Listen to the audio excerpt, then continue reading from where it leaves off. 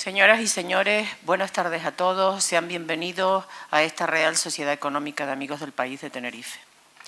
Tengo el gusto de presentarles a don Julio César González Padrón, que será nuestro conferenciante. Don Julio César nació en Telde, Gran Canaria, en 1952.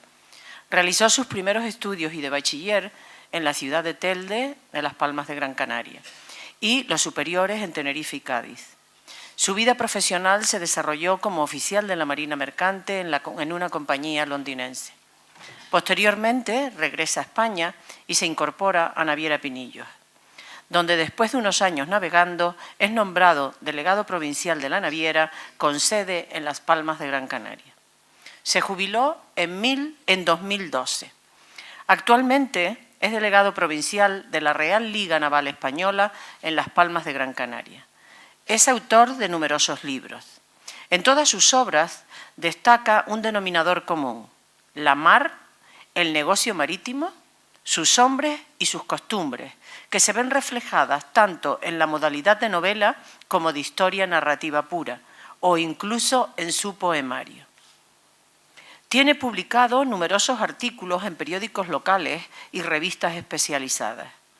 Durante los años 2012 y 2013 presentó y dirigió su propio programa radiofónico semanal Nuestro Puerto en Radio Tamarán, frecuencia modulada.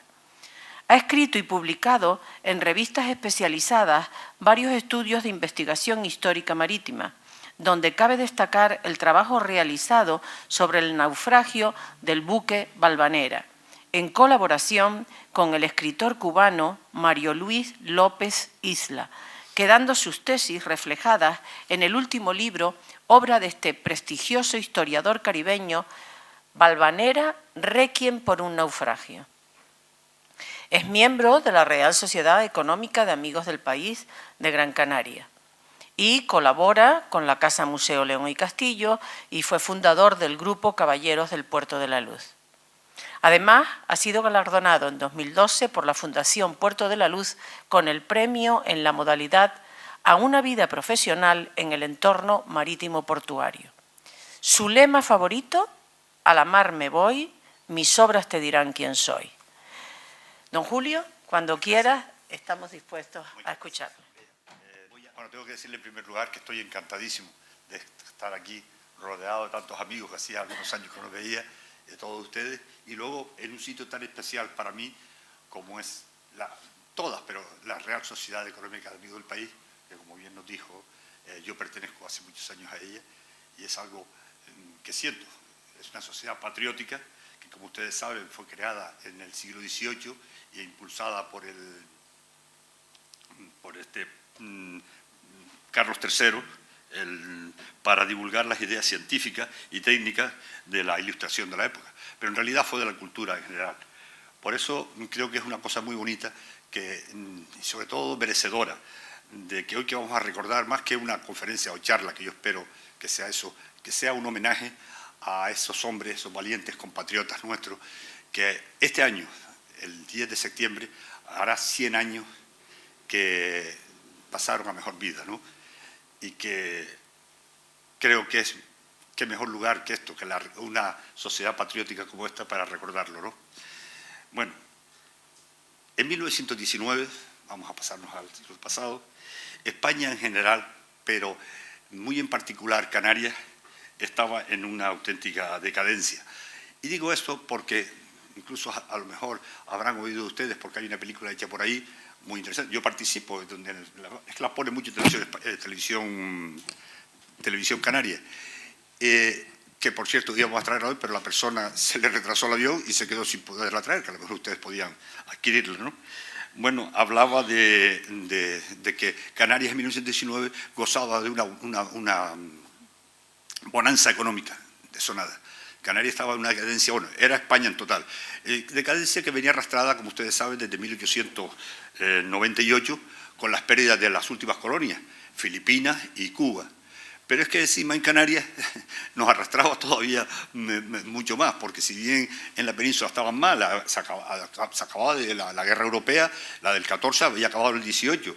España no participó, pero yo creo que el no participar fue peor, porque las carencias se nos vinieron todas abajo, o sea, que estaba mal. El pueblo canario, siempre sufrido, se veía obligado a emigrar. Era la única salvación, era América. América era su meta. Porque encima coincidió, y eso lo investigué bien cuando estudiaba el tema Barbanera, que aquellos años coincidió encima con años de sequía y del famoso cigarrón negro, el cigarrón de África, ¿no? Que fue, vamos, todos los años un cigarrón, entonces el poquito cultivo que teníamos no lo comía. En cuanto, yo creo que esto algunos historiadores que hablan de la bonanza económica se refieren a que es verdad que ya se estaba exportando plátanos para el Reino Unido, pero bueno, los que estamos aquí sabemos quién eran los que ganaban el dinero con el plátano, ¿no? Eran por la FIFA, las 4 casas inglesas, 4 o 2, ahora no me acuerdo bien. El agricultor, el que nosotros llamamos boyero, ese no se enteraba. El hombre del campo no lo pasaba bien. Y cuando digo mal, no digo mal. En Canarias era hambre.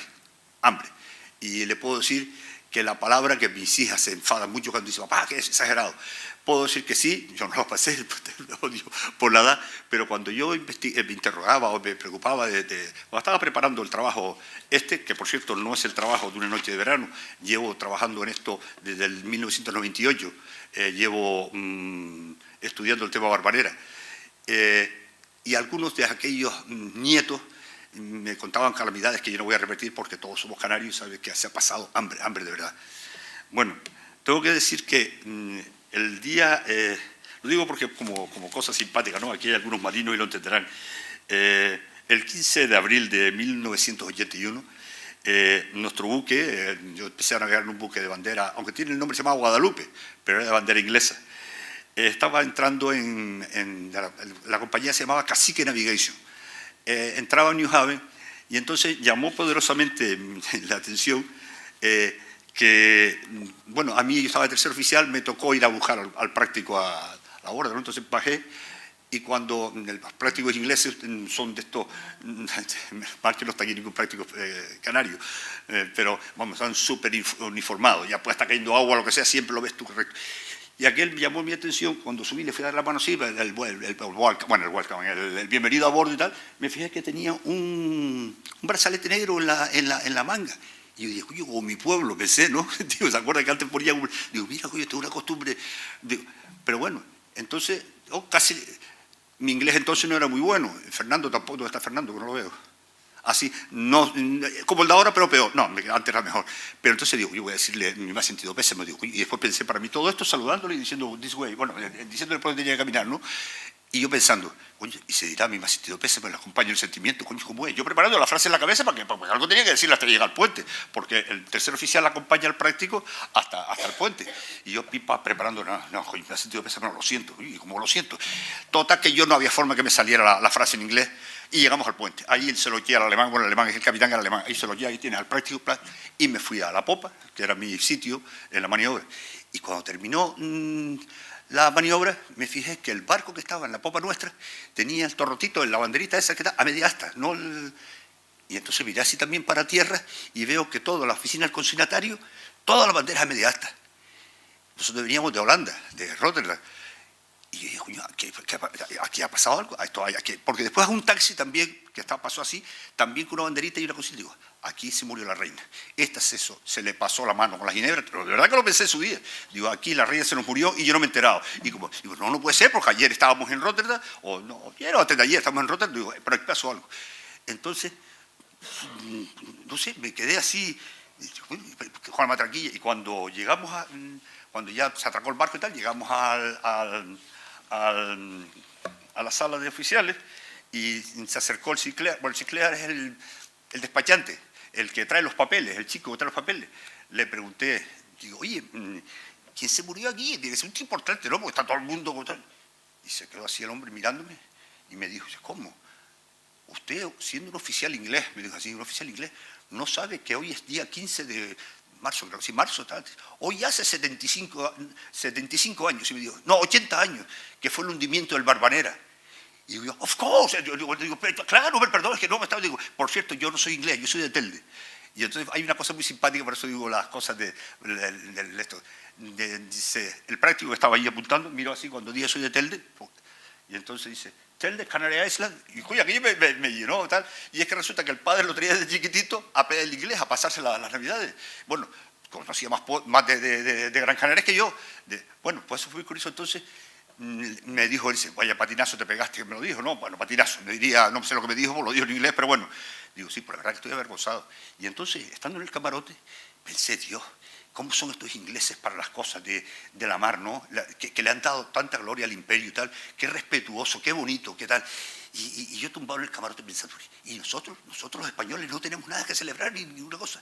Y entonces mira por dónde vino a mi cabeza aquel cuento que de pequeñito, en casa, como yo creo que las casas de todo el mundo, cuando antes había salón, sabe que ahora no hay salón, ahora hay estar, pero cuando hay un salón que era el principal, ahí se reunían por las tardes a las 8 normalmente, bueno, un poquito antes de las 8, pues normalmente un tío abuelo, un tal, los padres, en tertulia. A los niños nos dejaban entrar, pero no participar. Los niños entonces en aquella época sabes que no hablaban, sino escuchaban.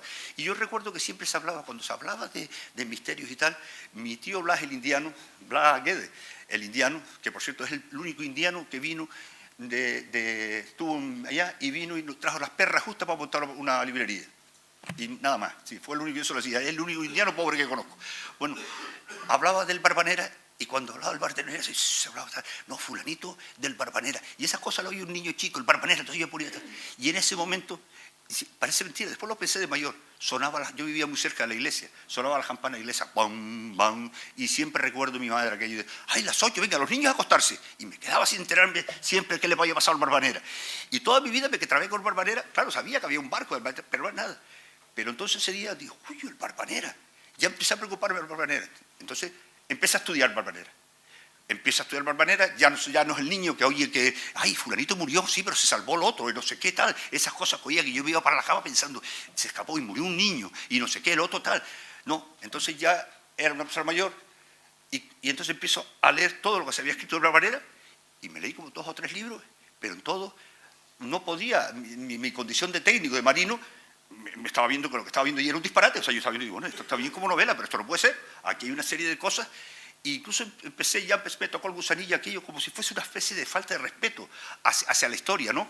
Entonces digo, no, yo me propongo estudiar el tema en serio y desde luego voy a desmontar todas estas cosas porque aquí la gente habla por hablar, pero en fin, me pareció, yo ya le digo, insisto, era tanto el respeto que me daba aquella gente y de lo que oía hablar de los inmigrantes, que si fulanito, que si murió el niño, que me puse a estudiar eso y me prometí que todos los días de septiembre, estamos hablando en el 2000 entonces fue cuando acabé eso, después de mi primer estudio, que después fueron muchos más, todos los días de septiembre iba a dar una charla para conmemorar, porque encima de eso nadie se acordaba del Barbanera. Y entonces lo vengo haciendo todos los días de septiembre, normalmente lo hago en la económica, pero bueno, lo he hecho en el Club Náutico, en La Palma una vez, en fin, hago un recordatorio para esos valientes hombres que están allí, ¿no?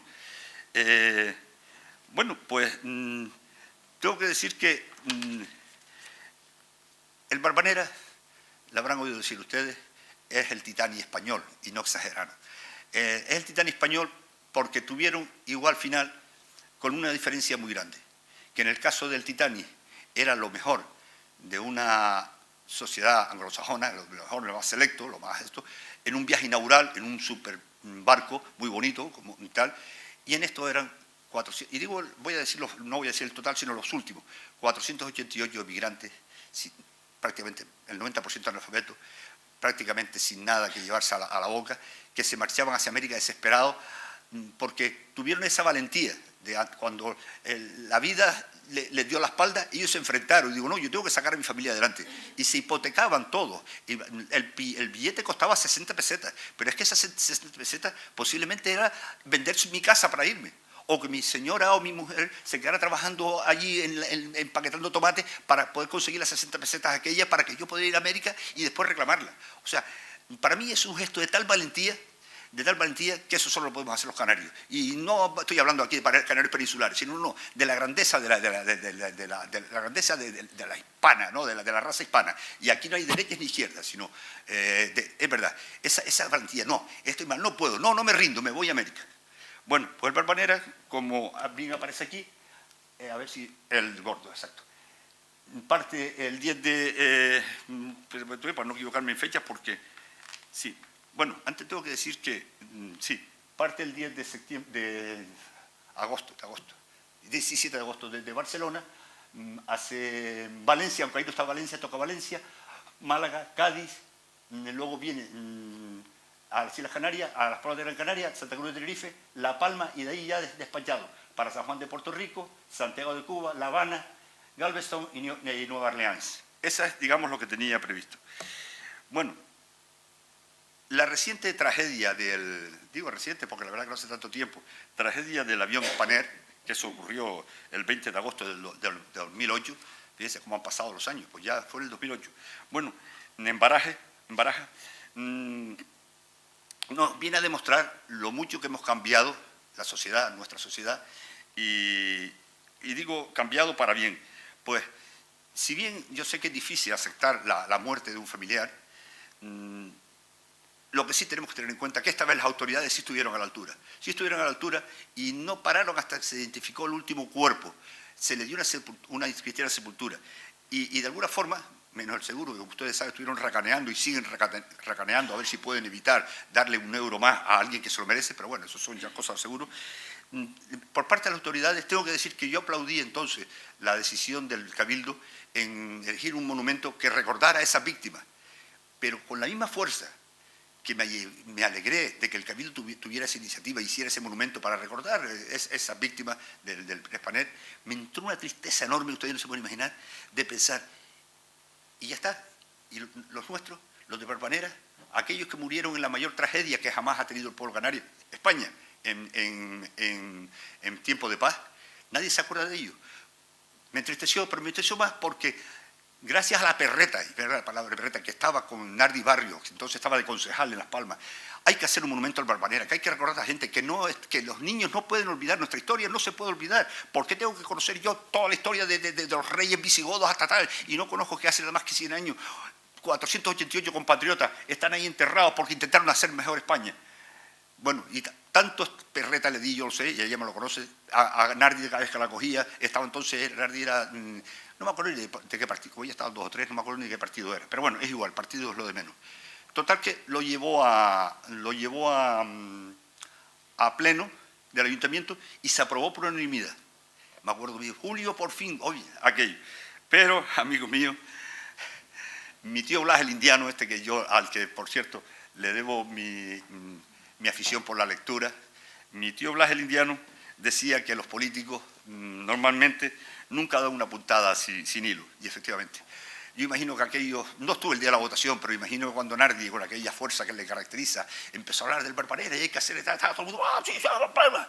Pero luego el más listo de todo, porque normalmente también hay listos ahí, sí, no crean ustedes que los políticos son todos, no, hay listos también. Dice, oh, cuidado, ¿cuándo ocurrió eso? Dice, en 1919. Hicieron la cuenta enseguida. Y dijeron, pero ¿y esta gente? ¿Quiénes son esta gente? Ya no se acordarán de ellos ni los nietos. O sea, ya no van a votar a las elecciones.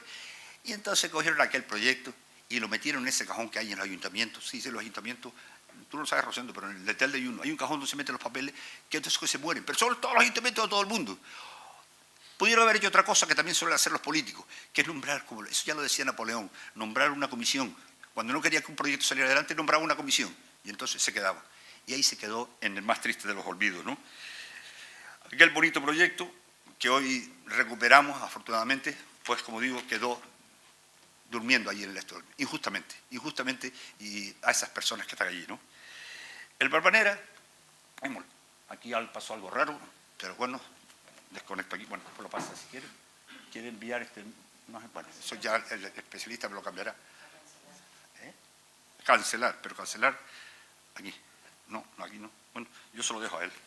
El Barbanera era un barco mixto, un buque mixto, perteneciente a la compañía naviera Pinillos, que para aquel entonces se denominaba Pinillos Izquierdos, cuyas características eran, y lo digo esto, las características, doy estos datos, aunque suene a números, pero es que quiero demostrar con esto el primer disparate cuando oía, o querían decir eso los escritores, estos que decían, más que escritores, sí, eran novelistas, que era un cascarón. No, no era un cascarón, era un gran barco. Era un gran barco de 12.550 toneladas de registro, 2 máquinas alternativas con una caldera supermoderna de triple expansión de 444 caballos. O sea que no era un barco de potencia, no era un barco pequeño, era un buen barco.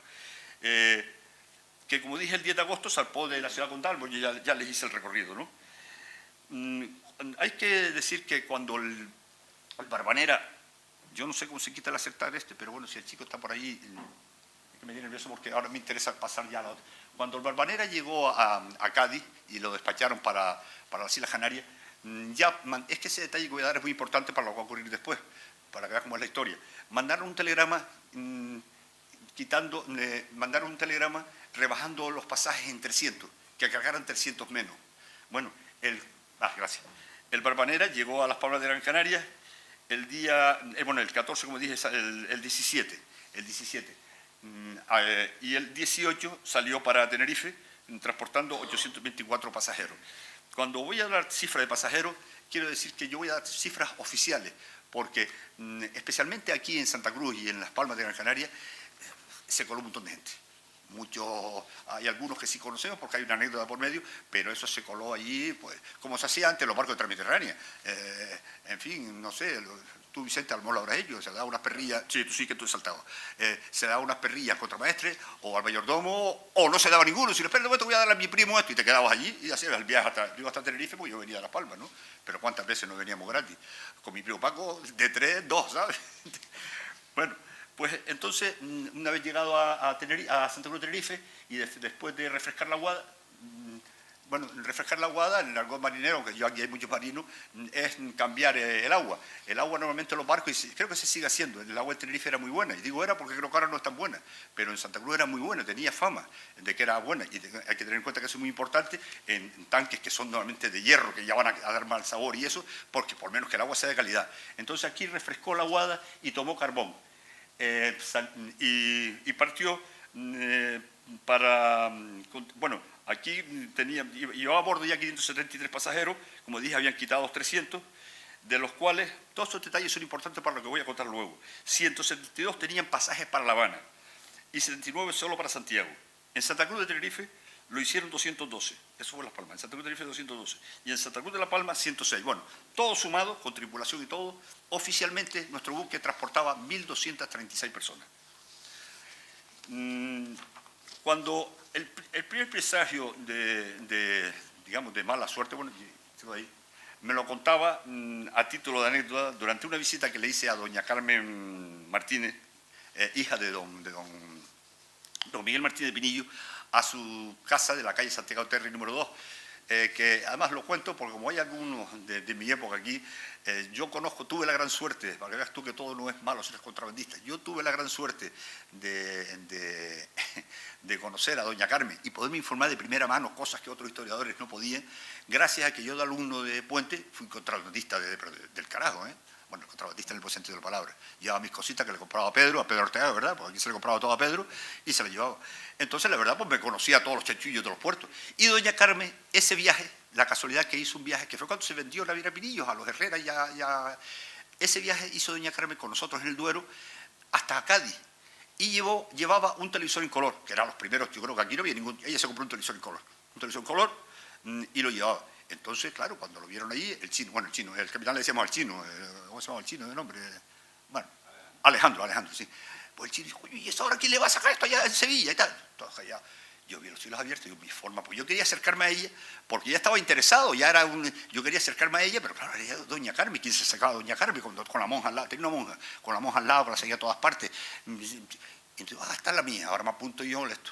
Cuando terminó mi guardia, estaba ella sentada en la cámara. El Duero tenía una cámara muy bonita, una cámara de pasaje, una cámara antigua, con un bar pequeñito. Y estaba ahí, doña Carmen, con permiso, mire, soy el alumno de Puente. Ah, sí, mi niño, está así. Digo, mire, que veo que si tiene algún problema para sacar el televisor en Sevilla. Y dice, sí, me han dicho que no se puede. Ella sabía que no se podía, pero claro, todo el mundo quitándose el muerto de encima. Estoy pensando, ¿no estarías tú de tercero o segundo allí en ese tiempo? No, fue con el chino. Bueno, digo, yo me encargo de sacarse. Ay, sí, mi niño, está. Yo, no se preocupe, que yo tengo. Pero usted conoce, digo, sí, yo me conozco, y todo el mundo no se preocupe. Ahí en Sevilla conocía yo hasta. Bueno, ay, pues tal, la mujer se quedó súper agradecida. Llegamos al barco y le saqué el televisor. Imagínense lo que me costó. Bueno, en vez de 2 cartones, pues 4, mejor no me acuerdo lo que tuve, pero saqué eso. Y la mujer se quedó súper agradecida porque todo el mundo le dijo la importancia que era sacar el famoso televisor aquel. Bueno, entonces me dice, ay, si vas a Cádiz, te voy a dar mi tarjeta. Y se me quedó grabado la dirección, Santiago Terry número 2, en la Plaza de Minas. Sí, se me quedó grabado, porque me gustó aquella frase, eso, te vas a ver y tal. Porque yo le dije, mira, doña Carmen, yo soy un enamorado del Barbanera. Y entonces me vas a ver, sí, yo te cuento cosas. La monja me hizo unas señales así como que no estaba muy bien de la cabeza, pero yo es que no quise aceptar eso, porque para mí aquello era una mina, ¿no? Entonces, efectivamente, me fui, no sé si, pues ya no sé si estaría de piloto, bueno, ya después de unas vacaciones me fui a Santiago Terres. Me fui ahí y digo, esta ni se acuerda de mí. Bueno, allí estaba ya viendo su televisor en color privada, ¿no? Y digo, mire, soy tal, ay, sí, tal. Digo, bueno, entonces empezamos, digo, mire, yo es que estoy haciendo un estudio sobre Barbanera, estoy estudiando porque veo que hay muchos errores, hay cosas tal. Dice, el Barbanera, pero así enseguida me interrumpió, es un barco maldito. Mi padre siempre dijo que ese barco era maldito porque en el momento, se hizo un Glasgow, donde mismo se hizo el Titanic, desde el momento de construirlo le pusieron Valvanera. Mi padre se refería a la Virgen de Valvanera, del Valle de Valvanera, porque el padre era riojano. Y Valvanera es la tos con V. Pero, ahí vienen los simpáticos, dice, pero el ingeniero jefe del astillero, que era hijo de un pastor protestante, para fastidiar a los católicos, le puso una V. Y mi padre decía que aquel barco estaba maldito. Entonces la monja volvió a decirme, dice, no, hombre, dice, no, ya me dijo que te entre a la cuatrinal, no sé qué cuatrinal, ya el barco tenía 20 años, 10 años, le va a quitar la V para ponerle le va a quitar la V para ponerle una V, ¿no? Entonces, por eso siempre digo, cuando la gente le llama barco maldito, sí se lo acepto, pero lo acepto porque el maldito lo llamó la propia dueña, ¿no? O la que era dueña. En este último viaje aparece una verdadera señal de Malfario, sí, y ahora volvemos a lo mismo. Para Malfario, para los terrícolas, los de tierra, para un marino, sabe, y sobre todo en aquella época que no, que fue la pérdida del ancla de estribor, de estribor, si bien digo, de estribor, porque estoy hablando de una fotografía que se ve el barco, en la pérdida del ancla de estribor, haciendo la maniobra de reviro en La Palma. Digo que no es, todo se asustó, ay, esto es una cosa mala, esto es mala suerte. No, los marinos sabíamos, sobre todo en aquella época, que los fondeaderos malos, como era el de La Palma, que era un fondeadero de piedra y roca, los fondeaderos buenos son los de fango y arena. Pues cuando el ancla cae, si tiras eso y engancha una uña, una cuevita, una piedra, lo que sea, no hay maquinilla que tire para arriba, ¿no? Entonces la única solución es picar, bueno, picar.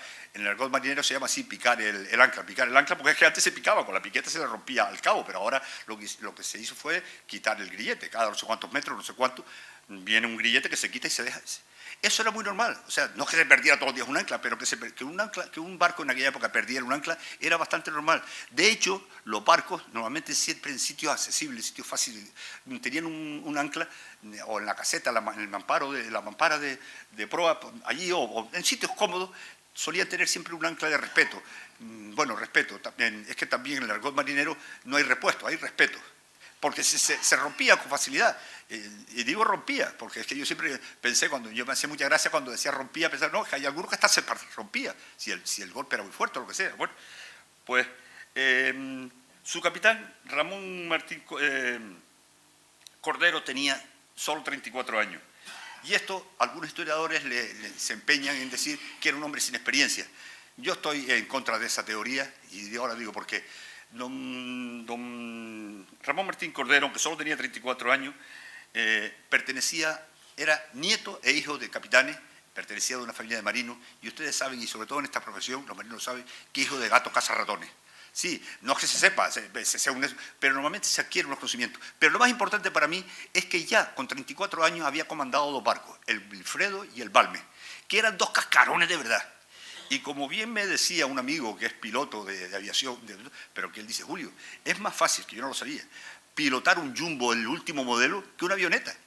Dice, es lo más sencillo, dice, un Jumbo que va solo, dice, una avioneta es muy difícil. Dice, pues yo pienso, un capitán que estuvo en el Wilfredo, que sabe Dios si armó ni puente, y sino que ir a este barco, que era un barco moderno, me imagino que sería mucho más sencillo, ¿no? Bueno, por cierto, este capitán llega al Barbanera sustituyendo al otro que estaba, porque en el viaje anterior el Barbanera había llegado a Las Palmas con lo que llamaban la gripe española. Una epidemia que, por cierto, causó mucha alarma, aunque en realidad hubieron 14 muertos. Digo nada más porque con la gripe actual, la de ahora, de este año, llevan 17, pues en aquella fue 14, pero causó un escándalo. Después se cerraron los puntos fieratos. Uno que había en la subida en Mata y otro que había en el puerto de La Laja, se cerraron. También tengo que decir, y eso me he extrañado, lo he investigado, pero no sé por qué, no se puso el barco en cuarentena. De hecho, había un lazareto, el lazareto de Gando, no se utilizó. Se sacaron aquellos muertos tal, y se mandaron. Pero destituyeron al capitán Padilla, que después yo me enteré hace unos años que se llamaba Padilla, porque el capitán estaba oculto. Oculto, lo tenían tapado, eso era la vergüenza, y ahora digo por qué. Y al médico. Necesitaba eso. Bueno, pues yo siempre digo, y esto lo voy a hacer, voy a romper una lanza por el capitán, que al capitán no lo destituyeron porque trajera la gripe española. Lo destituyeron porque era un caballero, porque era un hombre de honor, un hombre que se vestía con uniforme de los marinos, con uniforme de honor. Y 2 meses antes, y si todo eso ustedes en 1919, tuvo los suficientes arrestos de plantarse en Cádiz ante los armadores, fíjense ustedes, y decirle, ustedes están, esto es una locura, cualquier día va a haber una desgracia, estamos llevando a los inmigrantes canarios como ganado, esto no, los barcos no pueden, esto es insalubre, esto no. Y la contestación fue, oiga, estamos en 1919, es muy difícil conseguir un tal, esto es lo que hay, si lo quiere lo coge, yo capitanes tengo que me sobra. Y este hombre, posiblemente porque tendría una familia que mantener, agachó la cabeza y se aguantó. Y luego, cuando ocurrió la desgracia, porque ocurrió 2 días después, le pagaron como le pagaron. Y es que en eso no han cambiado los armadores. Fernando entenderá mucho de eso, que estuvo ocupando esto. ¿Verdad que sigue todo el hambre de caiga quien caiga?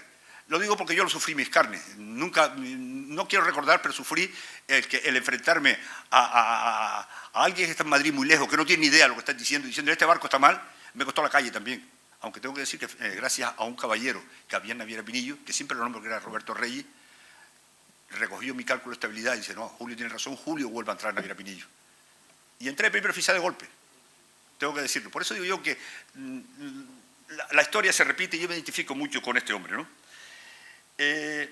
El barco, bueno, tengo que decir que el barco viajaba, o mejor dicho, viajaba la señora del capitán, viajaba con él, pero se quedó aquí en Tenerife, era nieta de, lo digo porque está lleno de todas esta persona se llamaba don José Cano Torres, es que en todas las islas hay la calle Torres, la calle Cano, ¿verdad? Bueno, este calle Torres fue un abogado prestigioso de Filipinas, que era de Tenerife, terminó viniendo después cuando acabó la se vino a Tenerife por la esposa, con una niña pequeñita, de apenas tenía 3 meses o algo así, vino. Y hay una cosa muy simpática, triste, pero hay que decirlo, que estando él, después que salió el barco, se recibió una postal. Antes se usaba, los marinos utilizaban mucho eso, de mandar la postal de verdad, desde los puertos que mandaban, llegamos bien, mira, la catedral, que después resulta, y esto siempre, y ahora sí por los 4 o 5 marinos que hay aquí, verdad que era mentira, ni veíamos catedrales ni nada, porque nadie nos movía del muelle, pero era muy bonito mandar aquello.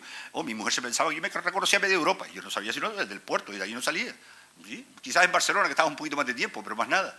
Pues este hombre mandó un telegrama, una postal, que leerla por detrás, la verdad, que da impresiona mucho, porque ponía algo así, lo voy a decir de memoria, bueno, estamos en La Palma, ya partimos para América, si al regreso, si no me pasara nada, al regreso tendré la satisfacción de que la nena me tire de la chaqueta. Qué bonito, ¿verdad? El pobre no regresó más, ¿no? Bueno, nuestro buque llegó a San Juan de Puerto Rico, San Juan de Puerto Rico, efectivamente, el 5 de septiembre, como dije, con 1.236 pasajeros.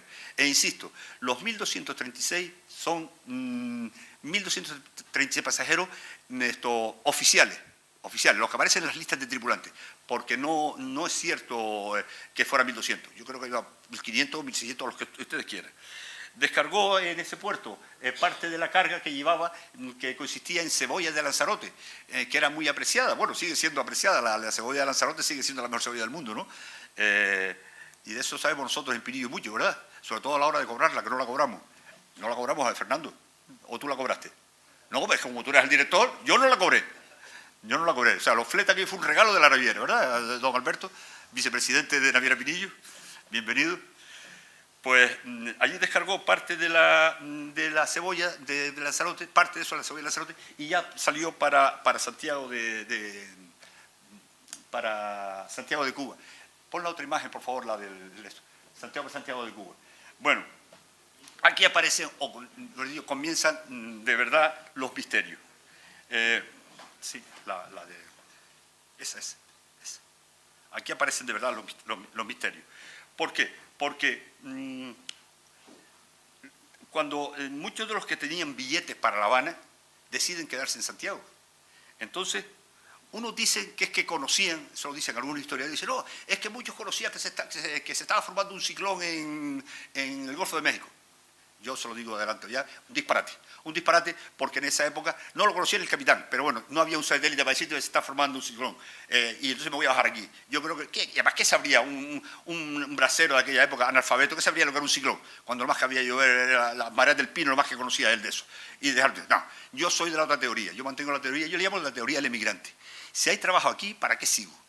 Otros, como ocurrió, curiosamente después les presento a mi compañero, al abuelo de Juan Miguel, pues o a su padre, el abuelo no, el abuelo tenía 2 años nada más, su padre, analfabeto, llega allí, llegó a Cuba, pues esto es Cuba, ya está ahí, me quedo en Cuba. También otros, y eso lo verán los que han visto la película esta sobre las Tres Barbareras, verán que había un bar tipo, yo siempre me acuerdo, no sé por qué lo relaciono con el bar Atlántico, el que estaba abajo en Santa Cruz, del lado de los Paragüitas, no sé si no sigue ya el bar Atlántico. Sí, bueno, pues en ese bar, saca ahí todo el mundo se reunía, el que venía a Lanzarote, el que venía tal, era una especie de, antes de coger el corrillo. Pues en ese bar se descargaban mucho los isleños y allí se contrataba. Oye, que necesito tanto. Los canarios tenían fama de buenos agricultores, además conocían lo de sobre todo los palmeros conocían lo de el tabaco. Entonces allí se contrataba mucha gente. Y si te contrataban allí, pues para ir a seguir para La Habana. Además, La Habana, aquello era Cuba. Y se quedaba. Entonces, sigo lo mismo. Para mí, la teoría del inmigrante es la que va a eso. También hay otra cosa que después fui descubriendo a medida, porque esto no se consigue, como digo, en un día, pero a medida que voy descubriendo y oyendo sobre todo de viva voz, es que mi abuelo tenía mucha ilusión por conocer el tren. Claro, pues mire, muchos dicen, pues hay un tren, pues yo me voy hasta Santiago en tren.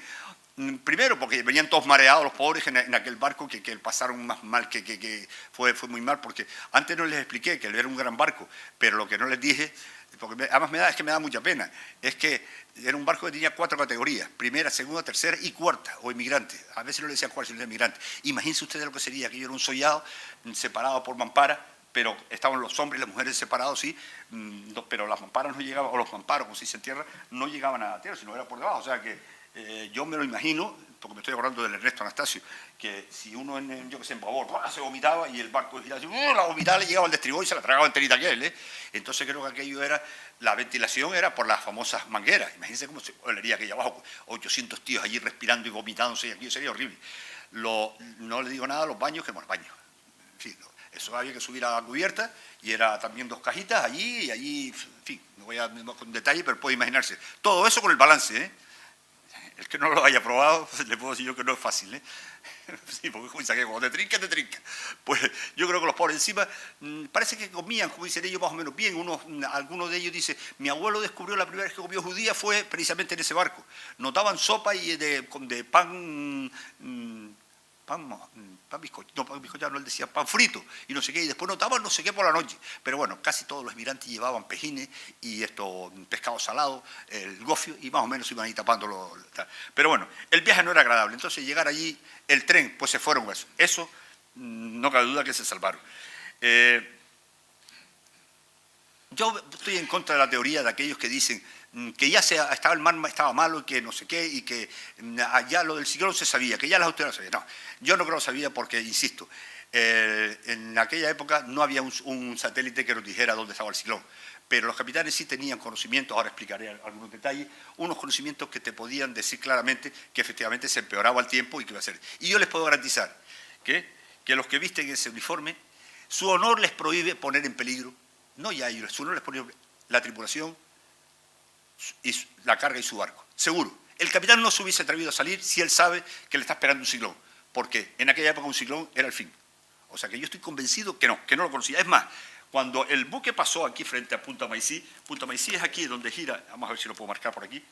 A ver, aquí, esto aquí, verás, aquí está Punta Maicí. Bueno, aquí hay mucha profundidad Y entonces los barcos, y hay una corriente de tres nudos, ¿sí? En sentido este-oeste, que los capitanes los aprovechan mucho, es como en el estrecho. En el estrecho, ahora ya no, porque ahora hay que ir por las preselecciones de tráfico, ya no te puedes escapar, pero te acuerdas que en nuestra época nos pegábamos allí siempre para coger la corriente, porque te ayuda mucho, te ganas 2 o 3 nudos. Entonces, al pasar por aquí, parece que gente de que estaban en tierra, aquí, dice, nada más muy bonita la frase, que habían visto al Barbanera pasar fuerte y apretando fuego. Esa fue una frase muy bonita de la época, ¿no? Fuerte y decía que iba navegando bien. Porque otros decían que es que no, que ya el barco venía escorado. Es otro disparate. El barco venía escorado. Se ve que el que escribió no sabía lograr un barco. Porque por adrizar, o sea, poner derecho un barco, aunque viniera escorado, ponerlo derecho un barco que no tiene cubertado, o sea, que un barco de pasaje es lo más sencillo del mundo. Eso no hace falta ser técnico. Yo iba a decir tocando tanque, yo creo que ni que tocar tanque, sino componer nada, eso se interesa solo. O sea que eso, el barco vendría bien, el barco era bien y venía estupendamente. El capitán tenía prisa para llegar a La Habana, otro disparate, porque todo el mundo sabe, o todos los capitanes saben, que un barco que solo camina a 12 nudos de velocidad, por mucha máquina que le des, las prisas no es un factor a tener en cuenta, no. Tú podrás darle más que vas a ganar 1 hora o tal, no, ahí no hay. El capitán iba a llegar cuando iba a llegar y se acabó, ¿no? Fue visto, bueno, así, navegó así hasta aquí, hasta exacto, hasta La Habana, y fue visto frente al castillo de La Habana, el castillo del Morro le llaman, la noche del 9 de septiembre. El transatlántico Montevideo, que estaba atracado dentro, dice que había oído el bramido del Barbanera, ya el mar estaba medio picado, ya estaban las cosas fastidiadas, ¿no? Y de hecho habían cerrado el puerto. Lo habían cerrado, a media tarde lo cerraron, pero lo cerraron porque sospechaba que iba a haber una tormenta. Nadie hablaba de ciclón todavía, o por lo menos yo no he visto en ningún papel que hable de ciclón, incluso estuve investigando, porque los americanos para eso ya eran muy finos, porque ya tenían estación meteorológica y tal, pero tampoco. Ellos hablan de una tormenta, incluso cuando ya creo que ciclón, todavía ellos le siguen llamando tormenta tropical. Pero bueno, entonces dice que había oído los bramidos, se lo dijo del Barbanera pidiendo práctico. Esto es 2 pitadas largas, punto, y una corta. ¿Eso no es palmero? Claro que sí, tú sabías de eso, lo has olvidado. Al mismo tiempo se le comunicó por Morse, dio con la luz de eso se le dio y se insistió porque del castillo le contestaron por Morse, no, usted no puede entrar porque está cerrado eso, póngase a capear el temporal fuera. Bueno, capear el temporal es en el argot se llama así, es aguantar, digamos, la marea, pero es una maniobra, capear no es normal, hay que una maniobra, hay que ponerla, en fin, que el mar te coja por la bruja, en fin, es una forma de navegar, ¿no? Entonces, y aquí viene para mí una cosa que hasta el año pasado, ¿verdad? Fue cuando yo me parece que me di cuenta. Digo, vaya hombre, a mí siempre se me quedaba una cosa pendiente. Era la última maniobra que hizo el capitán al que yo estoy defendiendo. ¿Cómo un capitán con esa experiencia y tal hace la única maniobra que no haría nadie? Que era echarse encima del ciclón. Conociendo él, digo, bueno, él no conocía. Él tenía los conocimientos, los que tendríamos todos, que el pájaro le decimos lo que mide el barómetro, porque está dentro de una jaulita así y baja una aguja que va marcando la presión atmosférica. Entonces, él sí tenía que saber ya que aquello allí había algo raro, la presión había bajado mucho. El agua se movía de una forma, el viento estaba aumentando y ya él sentía. Entonces, con esa experiencia, él tenía ya que saber que aunque no le llamara, porque claro, todo el mundo evita como decir, se murió, bueno, no, se está muriendo, no, ya hace 1 hora que se murió.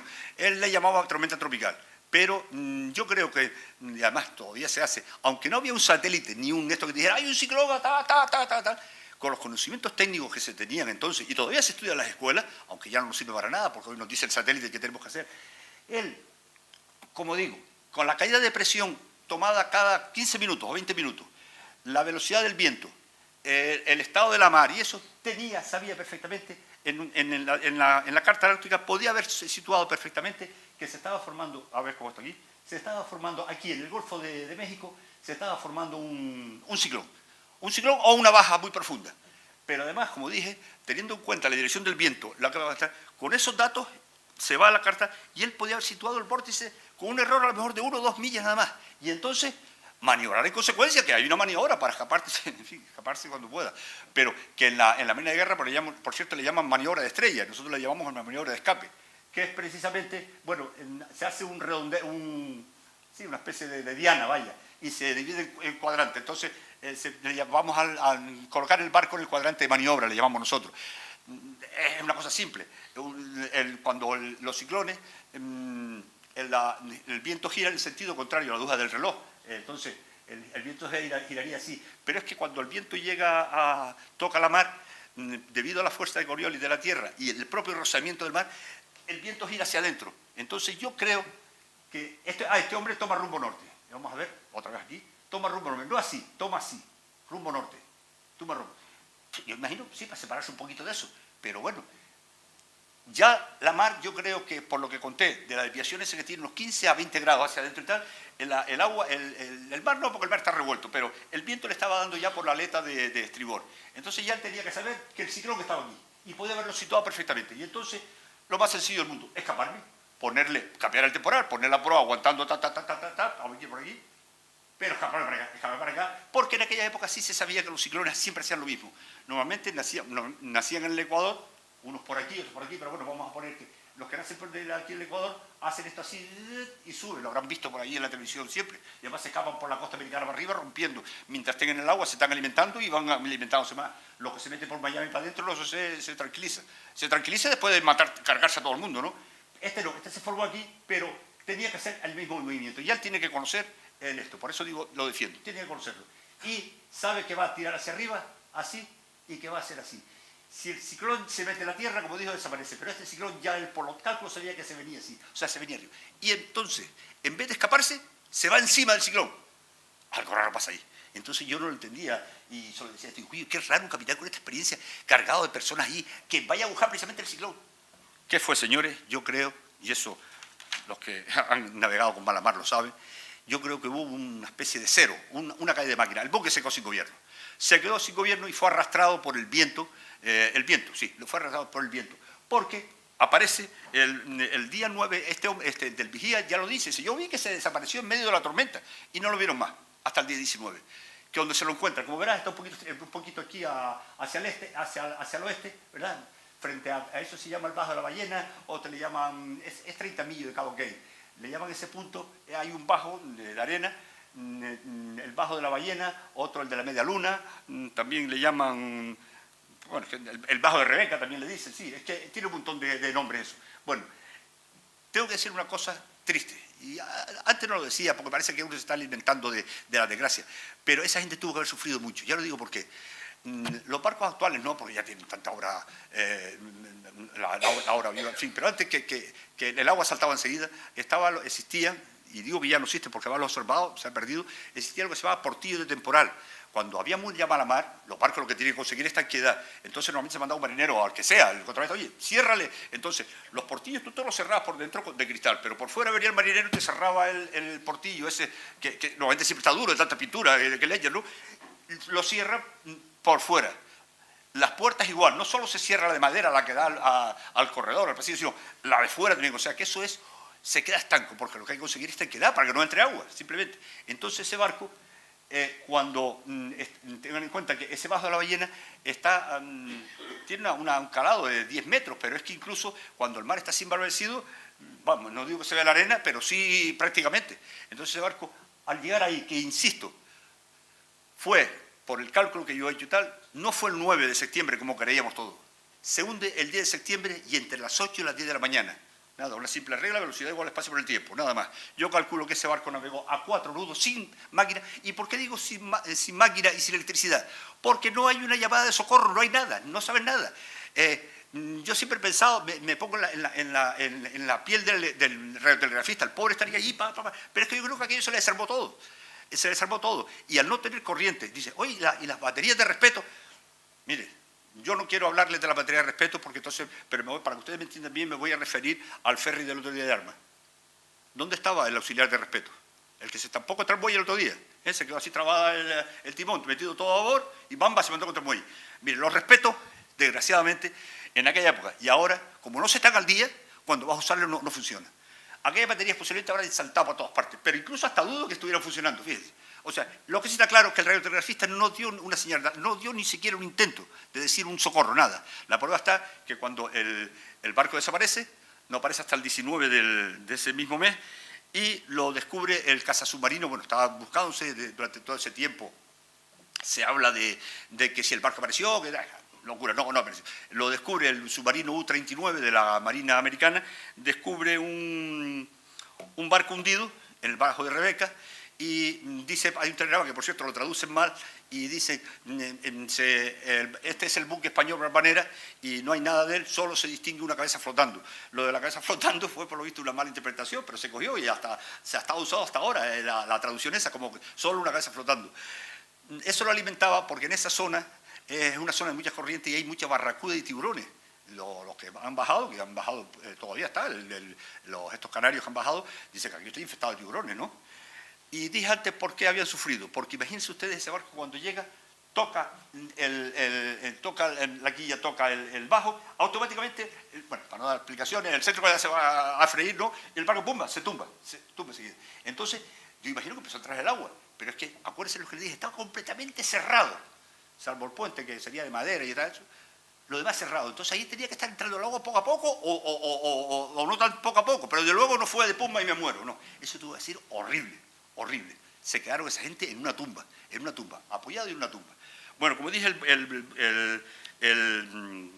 lo descubre el cazasubmarino americano y en los años 70 hay cosas extrañísimas, ¿no? En los años 70 un buzo americano especializado en llevarse cosas de los pecios, ¿no? Bombardeó una de las hélices, que fíjese qué pena, se la llevó y en vez de venderle tal, lo que hizo fue fundirla, como era metal bueno y tal, lo fundió. Y en el segundo, y ahora viene otra de las cosas que a mí siempre que es las cosas estas del cuarto milenio, ¿no? Yo antes dije que los portillos tenían que estar cerrados con la mariposa fuerte y bien cerrados. Bueno, este buzo le llamó la atención eso, un portillo abierto, pero que además se movía, que él le echó en principio buscando, dice, estaba debajo del agua, vio aquello, primero ya le llamó la atención que un portillo estuviese abierto. Y luego le llamó mucho la atención el que se moviera todavía, con cierta ligereza, pero se lo echó al estado de las corrientes, que no lo dejó parar y estaba siempre como allí era tal, se lo echó a eso. Entonces parece, según cuenta el buzo, que nunca me acuerdo del nombre, y lo estuve buscando todavía el nombre el nombre americano, Pedro no se llamaba, pero bueno, se introdujo dentro del camarote, por el mismo portillo se introdujo. Y lo que allí vio lo impresionó tanto que lo marcó de por vida. Según dice, y eso sí está correctamente traducido, dice que vio el esqueleto de un niño todavía con su ropita, además pone ropita en inglés, con su ropita flotando. Y que él interpretó aquello, le impresionó tanto que interpretó aquello como una señal de los muertos, como, déjenos tranquilos, no se han preocupado por nosotros, porque sí es cierto que cuando el barco se hundió, en principio se pensó en reflotarlo, pero no, era una operación muy costosa y en aquel tiempo no estaban las cosas para tal. Luego otros dijeron, bueno, vamos a sacar a las personas y darle cristiana sepultura en La Habana, pero volvemos a la desgracia del ser pobre y desgraciado. Aquellos no eran los del Titanic, ¿no? Ahora están con eso a sacar hasta una medallita de la camarera. Digo la camarera porque la camarera del Titanic no hay una película, bueno. No, aquí eran los pobres desgraciados que estaban allí, y allí se quedaron los pobres. Y entonces yo creo que ese buzo que conocía bien la historia interpretó así, como que era una señal de los muertos para que lo dejaran en su país. Tengo que decir que esto está lleno de misterios, pero yo voy a contar algunas anécdotas. Mi compañero, que bueno, es coautor del libro, ¿me permites el libro? Barbanera, Requiem por un naufragio, escrito por Mario Luis López Isla, un cubano, coautor. Está lleno de las anécdotas y este es un libro que traemos nosotros, lo vende muy barato, 10 euros, ¿no? Sí, para el que quiera. Yo se lo aconsejo, puede leer el libro que quiera, pero mire, yo me he leído, si hay 20 de Barbanera, yo me he leído 22. Y le puedo decir que como serio, este para mí es el mejor. Es el mejor porque refleja todo. Primero es producto de mucha investigación. Es un señor que ha escrito más de 40 libros, es catedrático y tal, y luego está muy pregunta todo. Bueno, mis tesis también están aquí, pero bueno, eso es lo menos importante. Pero para mí es el mejor libro. Entonces está lleno de anécdotas dignas de leerse, ¿no? Y me gustaría que lo tuviera. Pero yo voy a contarlas así, algunas por encima. Muy simpática. Don Juan Báez, ¿dónde está uno de Telde? Don Juan Báez y Federico Mireles eran, por aquel entonces, dos jóvenes de Telde, de 18 años, que tenían billete para La Habana, emigrantes, iban a trabajar a La Habana. Y se bajaron en Santiago, pues ahora yo creo que se pongan ustedes en situación. Imagínense, dos chicos de Telde, 18 años, se bajan y lo primero que se ve, no habían visto un cabaret en su vida. Y lo primero que ve es un cabaret allí y unas mulatas, como ustedes imagínense, con todo para adelante y todo para atrás. Aquellas feromonas se pusieron disparatadas, ¿no? Bueno, total que están Juan Baez y el otro, el Federico Mireles, que por cierto, uno de ellos no quiere, la familia no quiere que dé el nombre de Mireles, pero yo digo que sí es cierto. Pues se fueron al cabaret y se pasaron más tiempo de la cuenta. Y cuando el barco hizo la llamada, pues aquello, 18 años, imagínense, se pegaron ahí toda la tarde, pues se les fue el beso. Cuando salieron, se les había ido el barco y eso les salvó la vida, porque se quedaron en La Habana. Fíjense cómo cosas lo dicen. Pero ahora viene una cosa muy simpática, que yo siempre la cuento porque me hizo mucha gracia. Cuando yo estaba investigando sobre esto y enterándome de esto concretamente, uno de sus sobrinos, de Juan Baez, no, de Mireles, ellos son vino rico, el indiano, este el que se salvó, vino rico y compró casi todo. Bueno, donde está el aeropuerto de Gran Canaria hoy, esas tierras eran de él. Esa y todo el Goro hacia arriba, compró todo aquello allí. Y después vendieron ya la parte del aeropuerto y tal, y yo fui a ver a Mireles para que me contara cosas del tío y eso, y entonces me estaba contando que ya el Mireles era muy aficionado a las mujeres, ¿no? Dice, mi tío, que ya era un fogalera, llegó yo, ve aquellas mulatas, pues dice, aquí me pego toda la tarde, dice, y se quedó así, dice, bueno, mira, nos hizo rico a todos y tal, vino y el hombre y tal, y después se quedó así, dice, bueno, Julito, y eso es todo, pero fíjate cómo son las cosas, de aquellos polvos nos vinieron estos lodos. No, y aquello me hizo mucha gracia, porque eran los arranques de los Mireles. ¿Sabes cómo son los vinos más brutos que el carajo? De aquellos polvos los vinieron estos lodos. Me dice, mira, el viejillo hizo bien, ¿no? Bueno, por otra parte también hay una cosa, hay que ustedes habrán oído esto mucho, lo de la familia Brito, una niña que está llorando, fijo, eso es cierto, es de la familia Brito. Esa niña está llorando desde que sale de Las Palmas, no quiere que el barco se va a hundir, que tiene una prevención, que se va a hundir, que se va a hundir. Tanto fue lo que estuvo llorando esa niña y tanto tenía el mundo dislocado, que el propio médico tenía pasaje para La Habana. Pero el propio médico en Santiago le dije, mire, baje a la niña, porque la niña va a tener fiebre, me va a traer otra vez la fiebre española y me arma la de Dios aquí, ¿no? Baja a la niña, quédese y váyanse ustedes en tren o lo que sea. Y se desembarcó el padre, tuvo que pagarle todos estos anécdotas vienen en el libro, tuvo que pagar para que le sacara, total que se desembarcó, la niña con su cosa, el barco se va a hundir, esa niña pequeñita, y salvó la vida de toda la familia. Tengo que decir que antes no lo dije, en realidad el pasaje para eran unos 74, algo así, para La Habana, o 274 bueno, se desembarcaron casi 700 personas, bueno, se quedaron 488 nada más a bordo, y tanto que las autoridades cubanas se asombraron, y decían, la gente no van a invadir otra vez porque se desembarcaba ahí todo el mundo, antes que cuando decía que se desembarcaban por eso, ¿no? Hay algunas, bueno, de las anécdotas, digo, yo les aconsejaría que leyeran el libro, porque las anécdotas son buenas, con un rigor histórico asombroso, y tal. Palmero, voy a contarle una, ya que tengo aquí un par de palmeros, hay una cosa que a mí me impresionó mucho, una señora que estaba de La Palma, ¿de qué pueblo era? De Breña Baja, parece que era, sí, bueno, no me acuerdo si... Pues estaba en Cuba cuidando a un tío mayor que estaba en Cuba, un indiano con dinero, y él lo estaba cuidando. Total que el tío se murió, y entonces la señora mandó a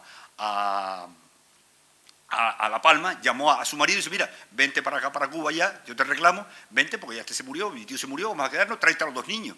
Y se trajo, entonces el marido, el pobre analfabeto también tal, se coge a sus dos niños, llega con sus dos niños y se embarca y se va a buscar a su señora. Dice que yo te espero en La Habana, cuando llegue a La Habana, no te preocupes, que desde que llegue yo te cojo, ya te... Bueno, él llegó allí a Santiago, pues ya llegué a Cuba, ¿no? Se desembarcó con los niños y empezó a buscar a la mujer en La Habana, en Santiago. Busca que te busca, que no la encontraba. Tanto fue así que el barco se le escapó y entonces ya fue a la policía desesperado. Dice, coño, se me escapó el barco, pero yo creo que no encuentro a mi señora, a ver si usted la conoce y tal. Y entonces dice, pero mire, caballero, es que su billete era para La Habana, usted no es para aquí. Ay, pero esto no es Cuba. Pero claro, esto no es Cuba. Bueno, total que el hombre se vio con aquellos dos niños, pues entonces se lo entregó a una familia y dice, mira, yo tengo que buscar trabajo, mientras tanto se le entrega a una familia pudiente de allí, a mis dos hijos pequeños para que se... Bueno, el caso es que la señora está en La Habana esperando el barco, y el barco no llega nunca. No llega nunca, y imagínense el dolor de esa madre de pensar, porque claro, no había comunicación ni nada, de pensar que su marido y sus dos hijos, que mandó a buscar a La Palma, pues que se han ahogado. Aquí fue desesperante, tan desesperante que esa señora terminó loca, terminó siendo botada en la calle, siendo una indigente, se gastó todo y se quedó pidiendo por las calles y eso. Y fíjense cómo son estas son documentadas, historias documentadas, que 20 años después, estos dos hermanos que ya crecieron, se criaron en esa familia pudiente de negocio, también por negocio fueron a La Habana y estaban sentados limpiándose los zapatos, en esas cosas típicas de La Habana, donde se pone así y está el negrillo y dándole, bueno, el negrillo es los negrillos, pero normalmente se ve un negrillo. Y entonces esa señora llegó y dice, una limosnita, tal, y entonces uno le dijo al otro, dale algo a la señora, hermano. Y entonces la señora dice, ah, ustedes son hermanos. Dice, sí, somos hermanos. Dice, ah, yo también tenía 2 hijos, pero murieron ya tal, en el Barbanera, cuando le contó, y eso ha sido una tristeza para mí. Tal. Dice, tendría su edad. Y entonces parece que le dijo, ¿cómo se llama usted, señora? Claro, los niños se llaman, me llamo Mari Carmen Herrera, vaya, por poner, o Acosta, por poner una persona de La Palma. Entonces, automáticamente los hijos se dieron cuenta y dicen, está nuestra madre. Se dieron cuenta y dice, mire, le hicieron otra pregunta siempre, efectivamente, pero no le dijeron nada, dice, mire, vamos a hacernos cargo de usted y tal. Entonces contaron a los médicos lo que ha pasado, se verificó que efectivamente era su madre y no le dijeron nada en principio, se hicieron cargo de ella, pero lo que sí es verdad que llegado con el tiempo, la madre muere, pero sabiendo que eran sus hijos, porque se lo contaron. Ya cuando la madre estaba bien, pues mira, de papá no se sabe nada, pues aquí se fue para adentro. Como digo yo, se fue a trabajar a algún sitio y no apareció más, pero los hijos recuperaron a su madre y su madre bien feliz. Eso es una historia feliz. Pero después hay otra historia, por ejemplo, que lo verán también en el libro, que es el famoso Loco de La Habana. El Loco de La Habana era un personaje famoso en La Habana. Ese perdió la familia, ¿te acuerdas lo que le dije del tren, de la novelería de ir en tren? Los pobres llegaron con sus 5 hijos, 5 o 7, ¿cuántos eran? 8 hijos, con sus 8 hijos. Llegaron a Santiago y entonces la novelería dice, mira, yo me voy en el tren para ir preparando la casa y ustedes siguen el barco y después cuando lleguen a La Habana yo los recojo. El hombre se fue en el tren para allá y el Barbanera, cuando ya que no llegó, la desesperación de ese hombre esperando el Barbanera, el caso que se pasó toda su vida con barba, se descuidó, se estropeó tal, mirando el Barbanera, dice Barbanera, mirando siempre esperando el Barbanera, mira que no viene, no, él no aceptó aquello, que se perdiera toda su familia, ¿no? Y le llamaron el Loco de La Habana, ¿no? Y como veo que se están poniendo ustedes muy tristes, y yo no quiero que se pongan tristes, porque al fin y al cabo esto es un homenaje a estos valientes hombres, les voy a contar que también hay historias muy bonitas, que es como siempre el amor triunfando, ¿no? Voy a contar una historia que me hace don Alberto, el consignatario entonces era Bordes Clavería, don Armando, el padre de Armando, Bordes Clavería. Y este hombre me cuenta algo obvio que es realmente precioso. Recuerda que antes les dije que en Cádiz habían pasado un telegrama diciendo que quitaban 300 pasajeros. Entonces, parece que un señor que había llegado de Fuerteventura, tal Juan Morales, había llegado a Fuerteventura, intentó sacar el billete y le dijeron, no, mire, está cerrado ya. Y dice, ¿cómo que yo estaba hospedándose? Es que digo eso porque era muy típico esos sitios, así como aquí podía ser la pensión La Naval, pues allí la pensión típica para la gente que iba de transbordo era Rosarito, en la calle Rosarito precisamente, la pensión de Rosarito. Me estoy quedando en la Rosarito y yo 2 días esperando el barco, no puedo venderle más porque nos han dicho que hay que reducir 300 pasajes. No, es que yo quiero hablar, debe usted hablar con el jefe, si mira, suba a hablar con don Armando. Entonces, esto ya me lo cuenta Armando, dice que llega un hombre ahí, me dice, así que por menos que llorando, mire, yo vendí todo lo que tenía porque necesito ir para La Habana, y mire, es que yo no puedo, aunque quiera, no puedo darle porque me lo han prohibido. La gripe española le contó, entonces el hombre se rindió y se cachó la cabeza, medio lloroso, se fue para su pensión, para después volver a Fuerteventura, claro, y al barco se le perdía, claro, no solo se perdía el barco, se perdía todo, hasta el dinero que el pobre había. Y don Armando al mediodía, cuando se va a ir para su casa, dice que al salir del despacho vio que había un sobre en el suelo que le llamó la atención la letra tan bonita. Era un sobre de ese pero abierto. Entonces dice, la verdad que lo abrí dice por la letra. Pero entonces lo saqué y abrí una carta. Una carta que también le llamó la atención la letra tan bonita. Y eso era muy típico, porque en aquella época sabe que se cuidaba mucho de la letra, no es como ahora. Las letras de nuestros padres eran preciosas, la de mi madre era lindísima, ¿no? Pero es que se cuidaba mucho de la letra.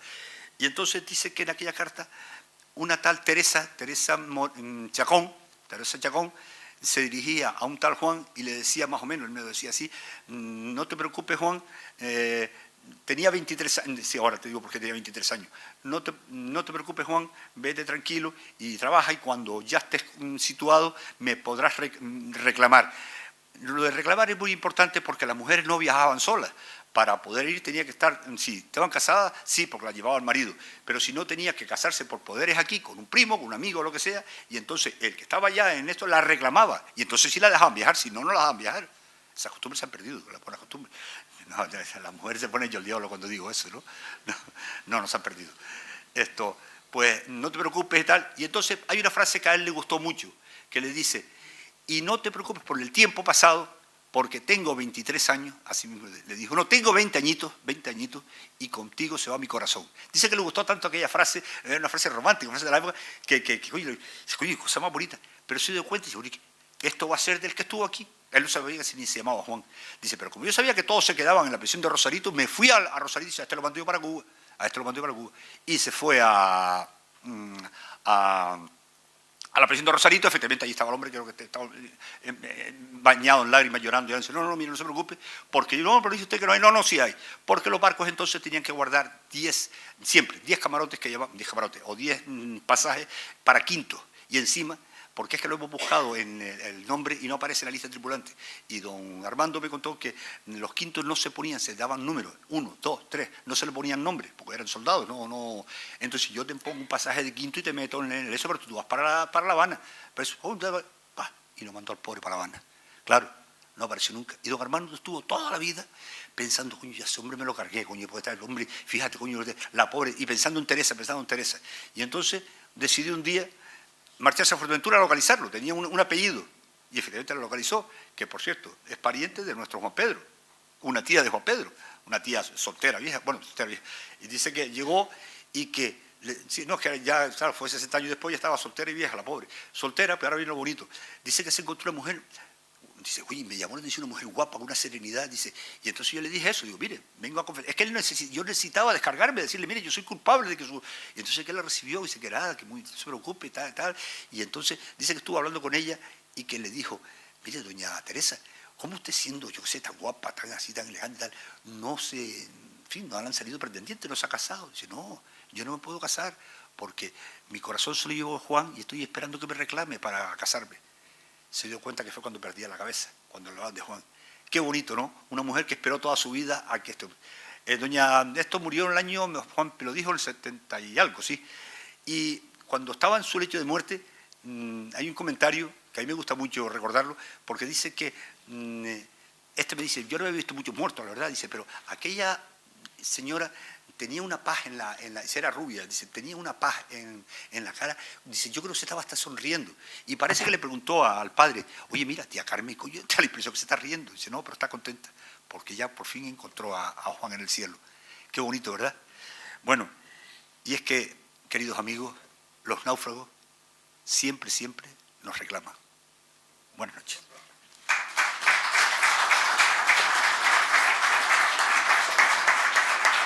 ¿Dónde está? No, sí, espera un segundo, ya le paso. Ahora. Vale, sí. Para el final. Espera, entonces. Espera, ya le metí. Un segundo. Sí. Ahora, Juan, bueno, él mismo tú lo presentas, ¿verdad? Sí. Yo lo dejo y al final ponemos una cosa aquí para erizar los pelos. Dura 3 minutos, lo que dura la salve marinera. Pero al que no se le erice los pelos es que entonces no tiene ni pelo ni sangre. Eso lo digo yo. Fernando se ríe, pero es verdad. Bueno, señores, me siento. No, pero este programa está por aquí. ¿Quiere ir a hablar a la tri o habla desde aquí? No, aquí. Sí.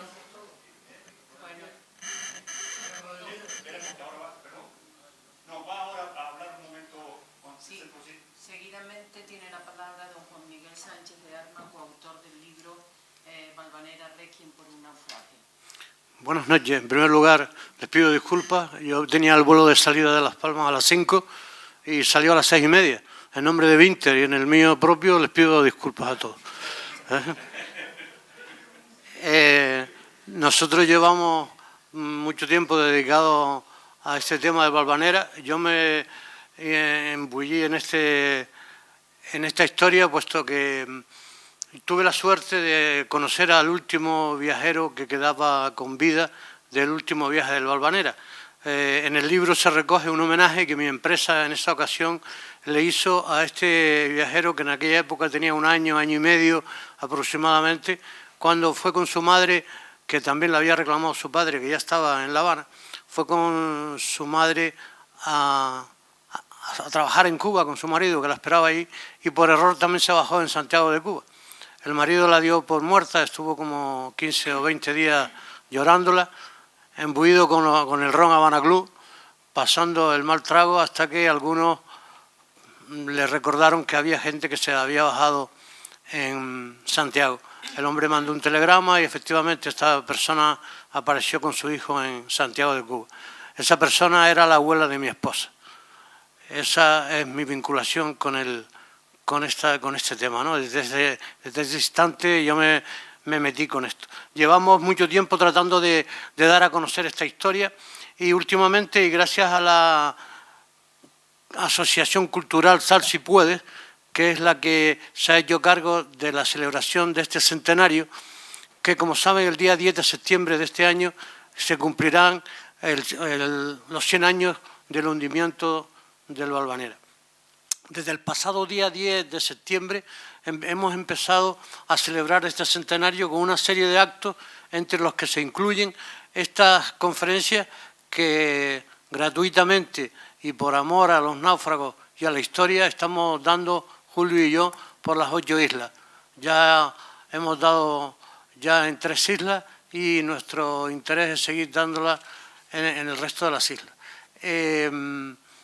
Hemos conseguido la colaboración de la Viceconsejería de Acción Exterior del Gobierno de Canarias y que nos han dado una serie de libros para que en cada conferencia que demos como esta entreguemos 3 libros a 3 familiares que acrediten ser descendientes de los que viajaron en el Valvanera.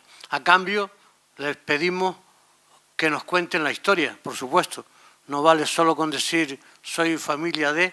Yo tengo la lista de pasajeros con los nombres de cada uno de todos los que embarcaron tanto en Santa Cruz como de Tenerife como en La Palma.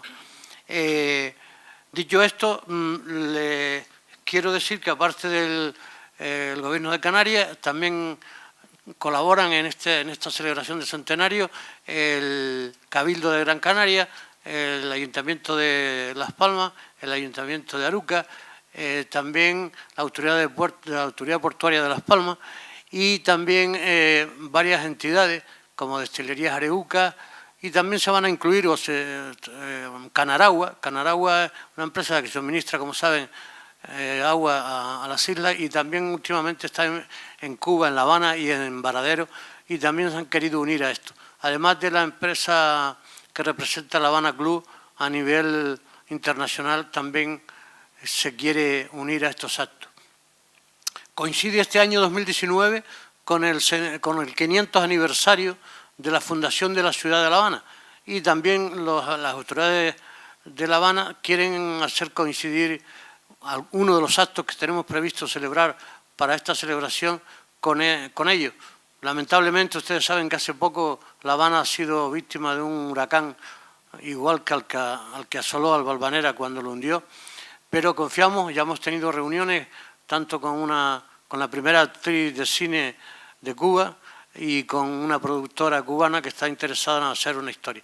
Nuestro interés es hacer un crucero que salga de las islas y que viaje en el mismo recorrido que hizo el Valvanera. Es decir, que salga de Las Palmas, Tenerife, Las Palmas, San Juan de Puerto Rico y que de alguna forma llegarnos hasta donde está, lo más cerca posible, donde está el pecio del naufragio, que como saben está solo a 10 o 12 metros de profundidad, hacer una ofrenda floral y una serie de actos en reconocimiento de estos náufragos.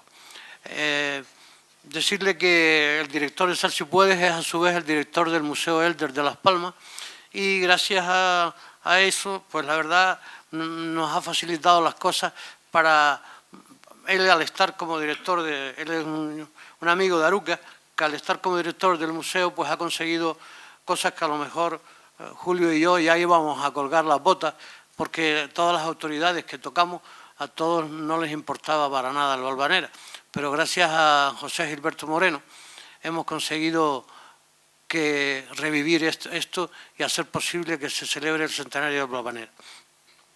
El primer acto tuvo lugar el pasado día 10 de septiembre en Aruca con la asistencia del vicepresidente del Gobierno de Canarias y hicimos la presentación de todos los actos que van a tener lugar a lo largo de este año, desde el 10 de septiembre de 2018 al 10 de septiembre del 2019. El segundo acto tuvo lugar el 14 de septiembre en el Museo Elder, que fue la primera conferencia que dio el don Julio en dicho museo. Una conferencia igual que la que hoy ustedes han escuchado aquí y terminarán viendo al final unas imágenes muy bonitas. Luego, en el mes de octubre, el miércoles 17, se proyectó un documental en el Elder también, que se llama Tras la estela del Valvanera. Este documental seguramente alguno de ustedes lo habrá visto en Televisión Canaria, que compró los derechos de este documental, que está hecho por un señor de aquí, de Tenerife, Federico, Producciones Ibora. Este documental no solamente se proyectó en octubre, sino que mensualmente, a partir del mes de octubre, todos los meses, un día, el Museo Elder lo vuelve a proyectar. Es decir, que se ha proyectado octubre, noviembre, diciembre, enero y febrero. El mes de febrero se proyectó el día 5. Y así se irá proyectando hasta el mes de octubre, todos los meses, este documental. Estaba previsto que el día 7 de febrero, la enciclopedia Wikipedia, a la que todos acudimos cuando no sabemos nada en el ordenador, queremos saber algo, nos ha concedido una página completa para incluir en ella todo lo relacionado con el centenario de Valvanera. Estaba previsto, como digo, que se celebrara el día 7 de febrero, que se hiciera esta presentación, pero por motivos técnicos está pospuesto y ya anunciaremos cuándo va a tener lugar. El próximo día 6 de abril de este año, en Destilerías Areuca, tendrá lugar un acto escénico y musical denominado Sueños en Barrica de Roble. Lógicamente, en la Destilería de Aruca no podía ser otra cosa que en una barrica. Hay un acto muy bonito, y yo por eso le decía lo de los 3 libros que estamos obsequiando para conocer historias de familiares. Va a haber un encuentro al que hemos titulado Encuentro de Familiares de Viajeros del Valvanera. Lo que pretendemos es reunirnos en Aruca el sábado 4 de mayo para hacer un concierto que hemos denominado el Sajorín del Valvanera. Esto del Sajorín del Valvanera viene a cuento de don Juan Manuel García Ramos, un escritor de aquí de La Laguna, que escribió un libro hace bastante tiempo, que se llama El Sahorí del Valvanera. Él cuenta en este libro la historia de su abuelo, que tuvo también una premonición y se bajó en Santiago de Cuba y así evitó morir junto con otros compañeros y amigos de él que iban en el mismo barco. Entonces, un poco como homenaje a este libro de don Juan Manuel García Ramos, hemos preparado este acto para contar todas las historias que iremos recopilando a lo largo de este año para hacerlas públicas.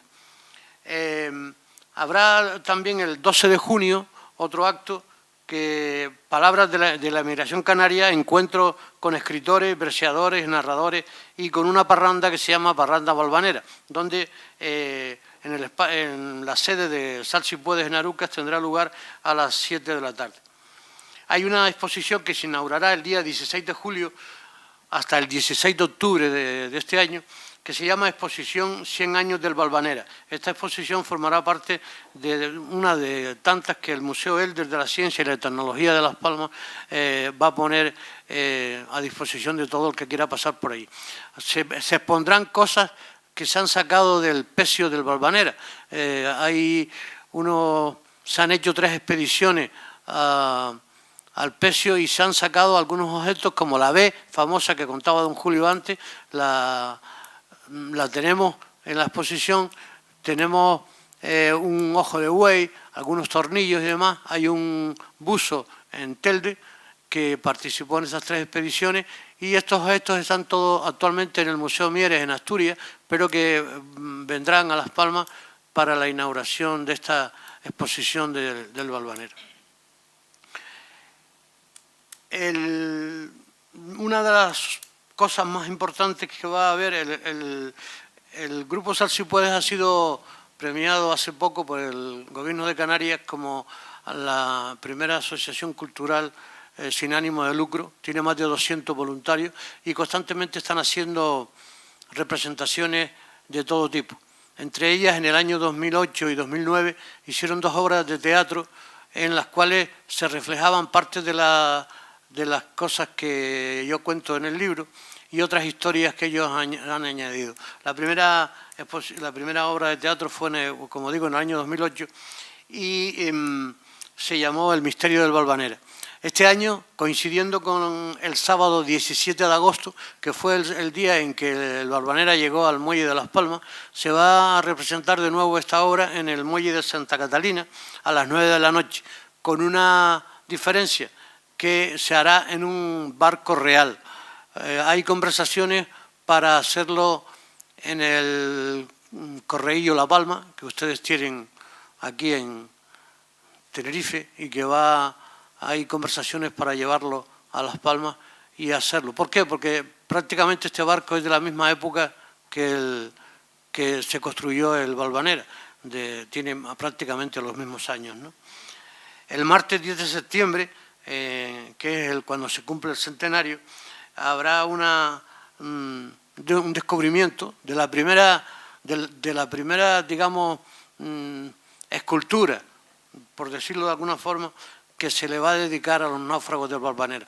Hemos intentado durante todo este tiempo de que las autoridades, de alguna manera, de la misma forma que han hecho, y merecidamente, con los que murieron con el accidente del del avión de Spanair en Las Palmas, que venía de Madrid, nosotros hemos pretendido durante todos estos años que de alguna forma se haga también una escultura en reconocimiento de los 500 náufragos que yacen en las arenas movedizas del Bajo de Rebeca. Y lo vamos a hacer el día 10 de septiembre en Aruque. También se dirá una misa en recuerdo de todos los que murieron, y habrá una conferencia en este caso a cargo de don Fernando García Yegoyen, que se llama El misterio del Valvanera, desaparición y naufragio. Como saben, Fernando García Yegoyen ha sido un pionero en esto del Valvanera y lleva durante muchos años escribiendo no solamente sobre esta tragedia, sino sobre el hundimiento del Príncipe de Asturias y sobre otros naufragios, y va a estar a las 7:30 de la tarde el día 10 de septiembre en Aruca. Luego volveremos el 14 de septiembre en el antiguo Estadio Insular de Las Palmas a hacer la segunda obra de la agrupación cultural Sal Si Puede, la segunda obra de teatro, que se llama Yo viajé en el Valvanera. Bueno, estas son todas las cosas que se están haciendo, y a todo esto se irá añadiendo las conferencias que estamos dando. Don Julio, dimos una en noviembre en la Real Sociedad Económica de Amigos del País de Gran Canaria, dimos otra en Telde, hemos dado también en Valleseco, vamos mañana, estuvimos en Lanzarote, en Tía, y así tenemos un programa de conferencias que iremos dando hasta octubre de este año, con el fin de dar a conocer la historia del Valvanera. Al fin y al cabo, todos, si miramos atrás, somos hijos del Valvanera. A todos, gracias por su presencia y por transmitir esta historia tan bonita que nosotros queremos que no quede en el olvido. Buenas noches.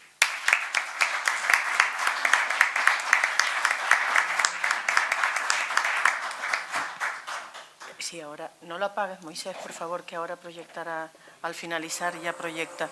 Vamos a ver, yo quiero agradecer a don Juan Miguel Sánchez, como coautor del libro Valvanera, Requiem por un naufragio, todo su trabajo que está haciendo, lo felicito, y agradecerle la presencia que esta tarde nos haya acompañado en esta casa.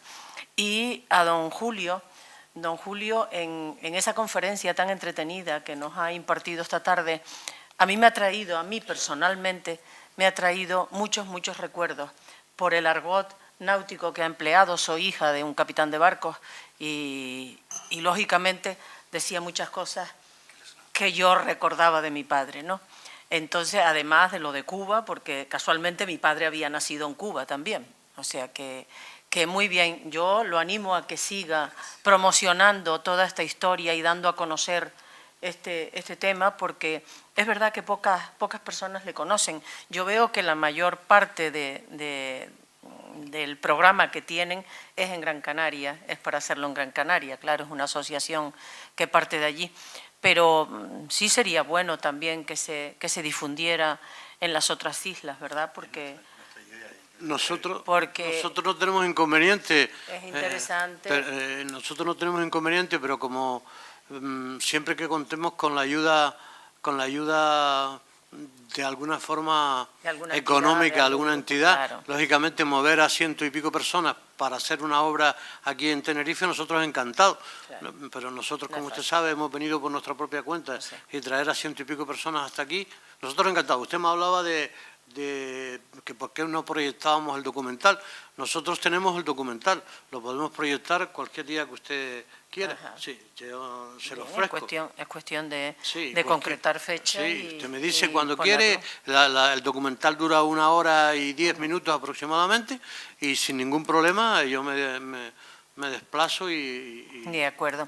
Antes de levantarse, se van a proyectar durante unos minutos, pocos minutos, unas imágenes. Y desde esta casa somos pobres, entonces solo puedo ofrecerles un libro que habla de la laguna de anteayer como recuerdo del paso por esta casa.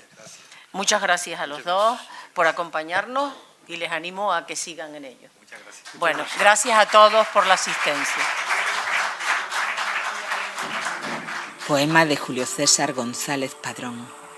Recita Margarita Otero.